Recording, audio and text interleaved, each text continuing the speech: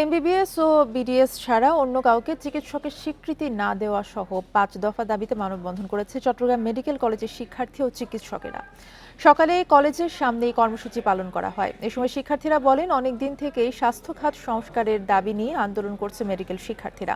দাবি বাস্তবায়ন না হওয়া পর্যন্ত আন্দোলন চলবে বলে জানান তারা। এদিকে একই দাবিতে খুলনা মেডিকেল কলেজ হাসপাতালের শিক্ষার্থী ও চিকিৎসকরা ২ ঘন্টা কর্মবিরতি পালন করেছেন।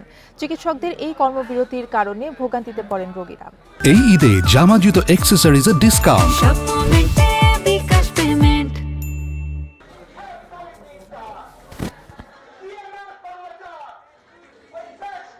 এই ৫ দফা দাবি আদায় না হওয়া পর্যন্ত বাংলাদেশের স্বাস্থ্যখাত উন্নতির কোনো মুখ দেখবে না। আমরা চাচ্ছি খুব শীঘ্রই যেন আমাদের দাবিসমূহ মেনে স্বাস্থ্য খাতে সংস্কার করা হয়। বাস্তবায়ন না হলে আমরা অবশ্যই আমাদের ধাপে ধাপে আমরা কর্মসূচি দিব।